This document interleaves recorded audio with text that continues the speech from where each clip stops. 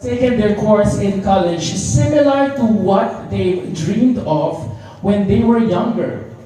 Kayo ba ay nag-isip na maging doctors, or nurse, or architects, engineers? Anyone?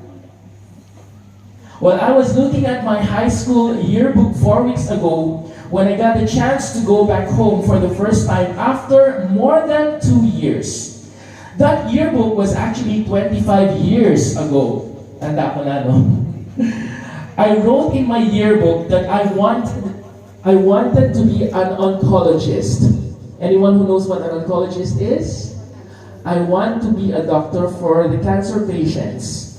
Yes, by virtue of having me, or by virtue of me having a dad who is actually a doctor, I had an impression that I wanted to be like him, follow his footsteps. A well-known doctor in my hometown in Batak City, Ilocos Norte, Dr. Rodolfo Rigonan, Senior. Anyone from Ilocos here? Ako. Yan naman ba? Mga taga-Ilocos dyan, mga taga-MMSU? Yes, I was actually, but when I was actually younger, I've always loved watching the news. Tingnan nyo, my parents or my dad is a doctor. I thought that he wanted me to be a doctor. But on the other hand, I actually loved to watch the news. TV Patrol, World Tonight, Saksi, GMA Network News, lahat na ata ng mga news programs, I could memorize them all. Even those 10 p.m. current affairs shows, Eyewitness, Probe Team, Inside Story, Assignment, lahat na yun, I've always memorized it and I've always loved to watch those news programs. Yes, I was actually a big fan of YouTube, of BookTube. Lahat naman tayo, di ba? We always watch TV. Right? We always watch TV. I was actually a huge fan of TV na talagang I would spend my whole night just watching TV. But of course, my parents would always say, oh, mag-aral ka, you have to graduate, and so on and so forth. And at the back of my mind, I've always, thought of, my dad wanted me to become a doctor. So I really continued my education as being, going to that field of being a doctor, sabi nga nila. But I was then addicted to watching the news. I'm not those typical people who would watch cartoons, teleserye. Well, I watched teleseries, but it was not something that I would always look forward to. I've always wanted to watch the news. I could vividly remember when I was younger that I would be hiding from that red cloth cover of our TV while watching just to dim the lights coming from the TV. Alam niyo, di ba, yung mga TV natin noong unang panahon, we would cover that with something else, with a cloth. And I would cover myself into it. So nandun yung TV, I would cover myself with a cloth, or I would get a blanket in my room just to be able to watch the TV so that my dad won't notice that I am still awake at 10 or 10:15 or 10:30 in the evening. Kasi bawal. Actually, they wanted me to sleep as early as 9:30. So, my dad didn't allow me to stay so late, so I had to do anything para hindi niya malaman na gising pa ako. I would even record the musical scoring of the news, loop it, and record myself while reading the news from a newspaper. So can you imagine that? Yung ayun, nire-record ko yun, and then I would loop it, and then I would read the news together with it. Natatandaan niyo yung mga bata pa tayo, we have a small karaoke. So yun, ginagamit ko yan, nilulup ko yung music. I would always do that, and I would always pretend that I was Angelo Castro Jr. Ganun yun. I know that I wanted to be the next Corina Sanchez or Angelo Castro Jr. I know that I've always wanted to be a journalist. I would imagine myself in the middle of a war in Iraq, doing a live news reporting while bombs were at my back. I was so fascinated with that scene in my mind. So can you imagine that? That there were bombs at the back of at my back, and then I would be doing the news reporting live mula dito sa Iraq. Ako si Jun Rigonan, while all the bombs were at my back. That was what I was imagining when I was young. Weird. Fast forward, I entered the University of the Philippines with a pre-med course, hoping that I would someday still complete my medical studies. I was ready to set aside my dream of becoming a newscaster or a journalist. Well, I ended up finishing my chemical engineering degree and took up my units in graduate school after that. For almost 17 years, I was doing an engineering job. Can you imagine me? I'm actually working as an engineer in a manufacturing company. Every time that I meet someone else and they would ask me, oh, what's your job? I'm an engineer. I would always like tone down my voice because I am, not that I'm not proud of being an engineer, but it's like, hindi yung nakikita ng mga tao sa akin. Because everyone thinks that maybe I'm in a media company or maybe I'm in a fashion industry or in a production industry, but I'm not. Day in and day out, I was working as an engineer, then as a manager. However, my friends in GMA would always convince me to try being a reporter. I remember, I think in 2008 or 2007, my friend Bernadette Reyes of GMA News would always push me to be a reporter. She would always ask me, where is your resume? I need to submit it already. But I did not. I was always hesitant because I didn't have the formal lessons or formal degree of being a journalist. Siyempre, di ba engineer ka, tapos biglang papasok ka sa news. What do you know as a journalist if your degree is in engineering?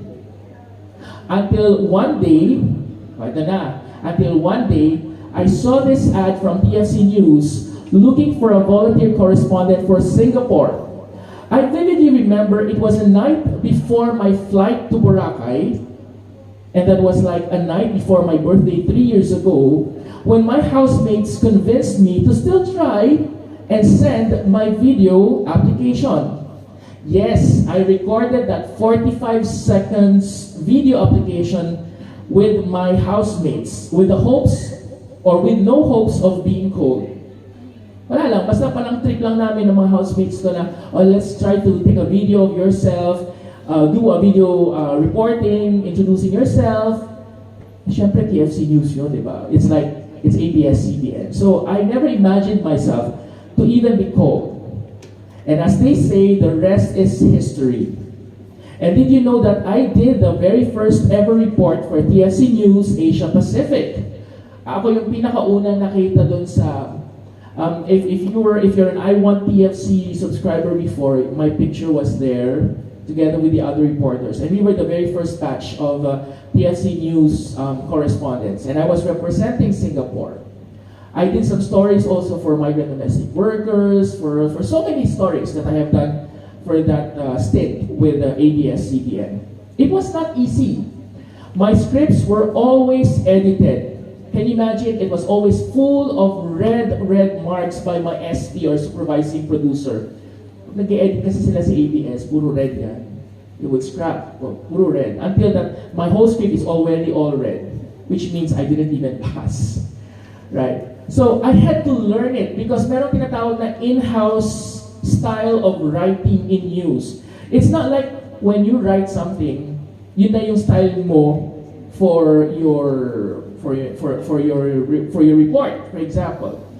In major networks, they have this so-called in-house style of writing. So you have to follow the way that normally they would write. Maybe not every word, maybe not every time, but most of the time ganun yun. You will have to follow their in-house style of writing. And I didn't have a choice. I had to learn the ropes of it. I had to learn through the on-job exposure. And fast forward again, now today I have Rated J, or we have Rated J, who are, meron bang mga kanito, mga nakasubscribe sa Rated J? Ayan, ang ating mga Rated J family, right? So if you haven't subscribed yet, plugging content, you can always subscribe that. It's Rated J is a volunteer news page for overseas Filipinos with programs from Monday to Friday to Saturday. And that includes our show with one of our guests here, Christy Vicentina of PNB. We have a Wednesday show called Kuro Kuro Sessions. How do I do that? How do I do that despite my day job? I still can do Rated J. Well, it's really called passion. Really, really passion. But don't get me wrong, I also get tired. Okay, I also get tired. I also have those writer's blackout. If you've heard that term, writer's blackout, where you can't even think of anything to write. And that's normal. But I just sleep over it, and on the next day, I will have a new material. Well, what do I want to impart to you guys with my story? What do I want to tell you, graduates? There are 5 important things that I want you to remind yourselves after today. Mag-exam tayo, ha? So there are 5. Magpapa-exam ako after this. There are 5 important things that I would like you to remember after today. First, it's never too late. I'm already 40 plus. But I was still able to reach my dream of being a journalist. Can you imagine that, guys? For almost 30 plus years, I was just imagining myself being a journalist. But thank God, I was still given the chance to do what I like to do. So it's never too late. Do not stop believing in yourself. Like what you're doing right now, this is continuous education. Graduates from Philippines who come to work in Singapore, and now you are graduates again with something new. Right? So if you want to become a businessman or a chef or even a manager, well, it's not too late. It's not too late. Today is just the start of fulfilling your dreams. When you are passionate with something else, get your energy from that. Get your energy from your passion, and you'll be surprised. You have already grown your dream into a reality. So ganun lang yun. Just be passionate of what you do. For example, you've finished your nursing aid. Tama ba? Nursing aid? Or caregiver. If you're passionate with it, continue doing it. You may not have the platform or you may not have the ways to use it for now, but just continue doing it in other ways. And sooner or later, you would be able to fulfill your dream. Maybe you're the next manager of your own company, or those who took up culinary, kung meron mang culinary dito, it would be one of those top chef in a restaurant here in Singapore or maybe other parts of the world. So it's never too late. Don't stop yourself. Okay? Number 1 yon. Of course, you also get tired, as I've mentioned just now, and it's normal. So my second point is, have time to rest, then continue. Number 2 na yun, ha? Have time to rest, and then continue. Kasi everyone always asks me, wow, how are you able to do this? How are you able to do your day job, and then you're doing all this research for your news, etc. I also get tired.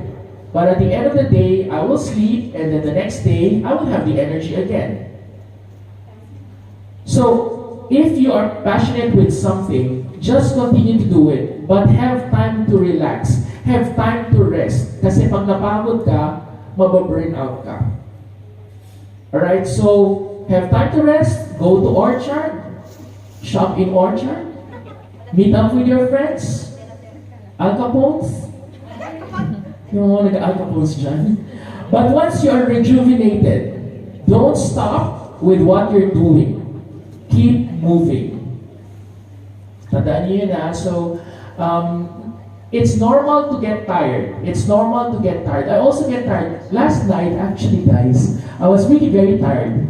That I wanted to actually, although may mga pinagdadaanan tayo sa buhay, but I'm supposed to have a show last night, but I told my co-host, I'm going to rest tonight.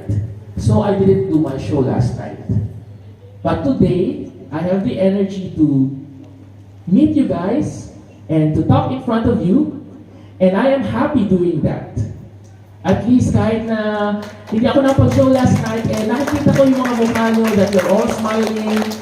And it's nice to see everyone happy with what they have achieved.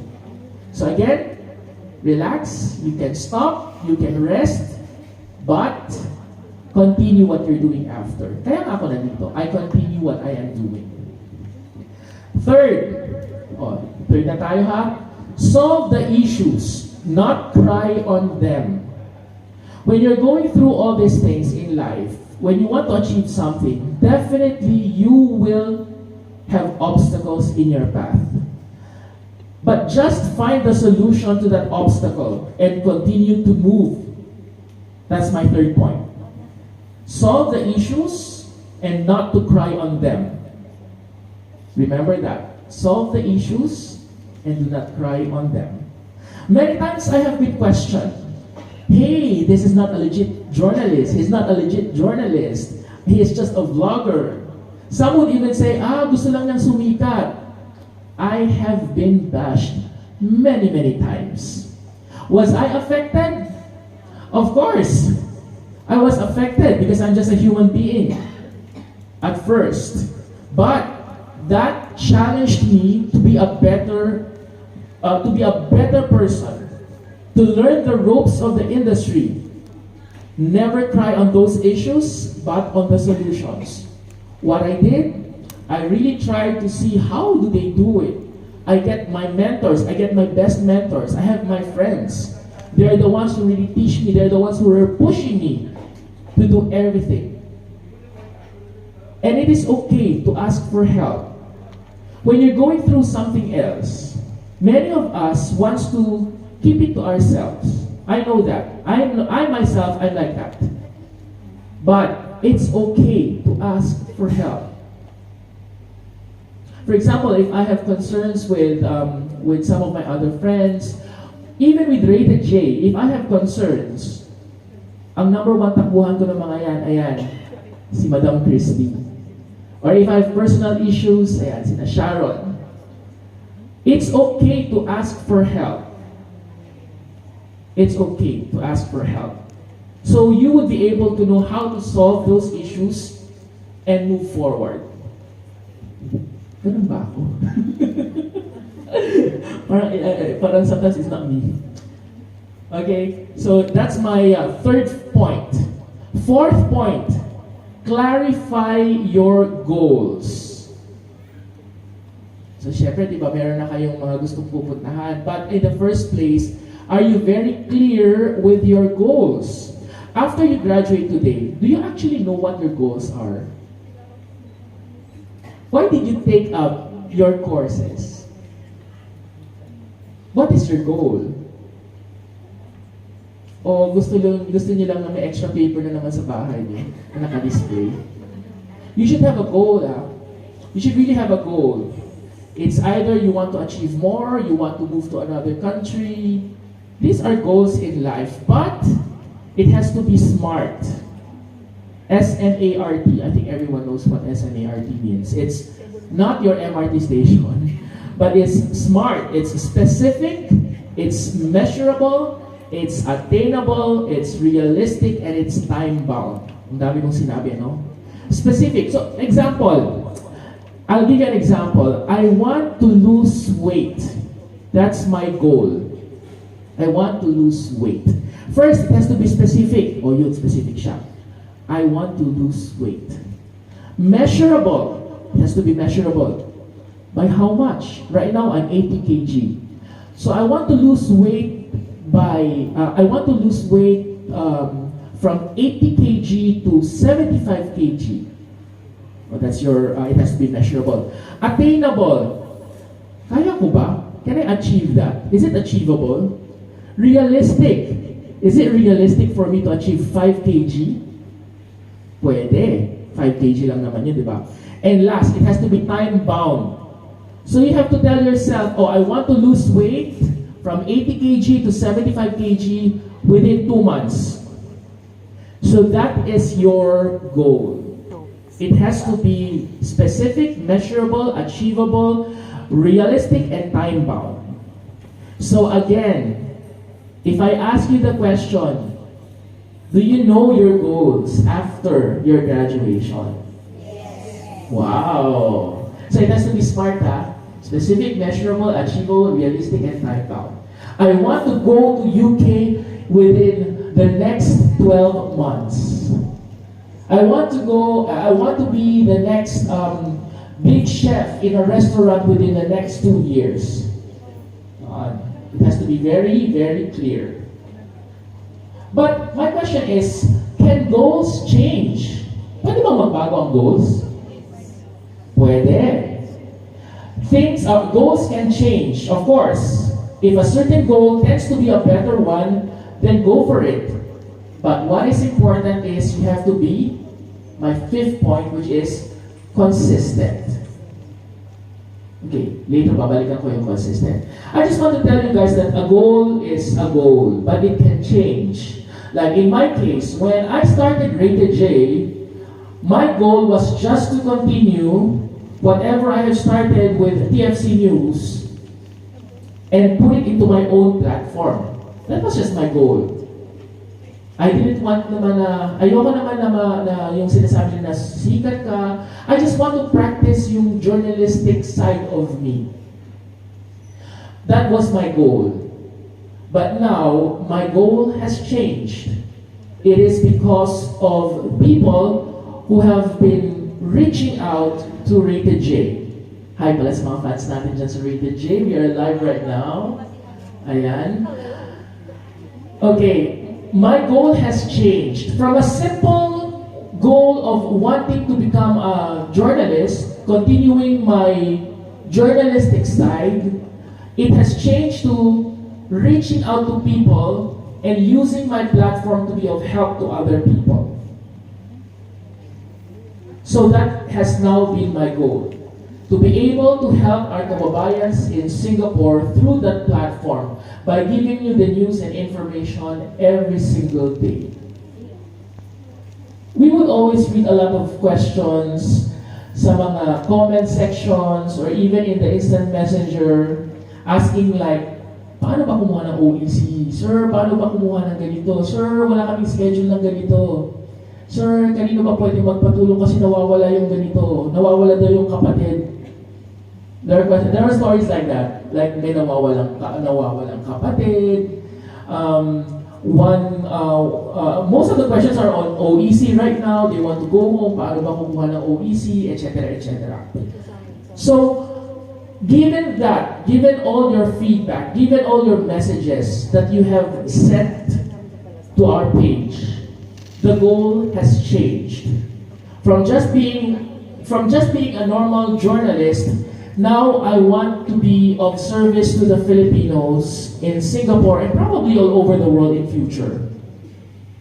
Kaya nga nung pumunta si Secretary Dukes Ople dito, I really told her, Mom, if I leave Singapore and I come back to the Philippines, I would really want to be part, syempre apply ko yun, but I would really want to be a part of the Department of Migrant Workers because I really am very passionate about helping our kababayans all over the world. So again, things can change, goals can change. But the fifth point that I was telling you guys is be consistent. Right? You need to be consistent in everything that you do. Your goals may change, but your passion must be consistent.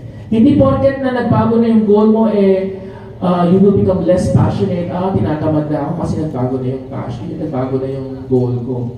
It shouldn't be like that. You really have to be consistent. If you practice, for example, for those who have done culinary, if you're practicing a certain recipe, for example, yung recipe na yun, you will always continue to practice it, right? Until you perfect it. And then after you perfect it, you go to the next recipe. But once you go to the next recipe, it doesn't mean to say that you're good in it already. You have to start practicing and practicing and practicing it again. So the key term there is you have to be consistent with what you are doing. Consistency. Sabi nga nila, consistency is the key. Okay? So just to summarize everything that I have said, first, it's not too late. Okay, it's not too late. Mas bata naman kayo kaysa sa akin, di ba? I believe that you guys are younger than me. So it's not too late. If you have any dream, just continue it. It's not too late. Number 2, rest and then continue. Napapagod din tayo lahat. We all get tired. But we have to stop and continue. Rest and continue. Third, solve the issues and not to cry on them. Hindi yung, hindi ko na kaya, ayoko na, gusto ko na umuwi ng Pilipinas. Yung boyfriend ko sa Pilipinas, ayoko na siya, ganyan. Find the solution to solve your problems. And it's only you yourself who can solve your problem. You can ask for help, but it's most of the time you yourself knows the answer already. So solve the issues and not to cry on them. Fourth, clarify your goals. Ano bang sabi ko nga kanina? It's SMART, S-M-A-R-T. Specific, measurable, achievable, realistic, and time-bound. And fifth, be consistent. Right? Be consistent. So, after itong graduation na to, and you really want to master a new skill again, mag-register ulit. And you have $50 discount, I think I've seen that. So, continue. It's a continuous learning process. Sabi nga namin sa QA, it's a continual process. Hindi namin ginagamit kasi yung continuous. It's a continual process. So, I hope you continue to reach your dreams in life. Be passionate, and soon you will reap the fruits of your hard work. Let me repeat that. Be passionate, and you will soon reap the fruits of your hard work. Fun fact lang, guys. Do you know, I've never went to any commencement exercise after high school. So high school yung pinakalas ko na commencement exercises.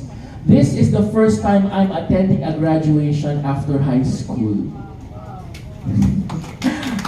There's a reason behind that, but yes, this is gonna be my first time attending a graduation since high school. So, I wish you all the best in your endeavors. Thank you very much, OSPAS, for the honor to be part of this commencement exercise. Congratulations, graduates, and mabuhay tayong lahat. Thank you very much.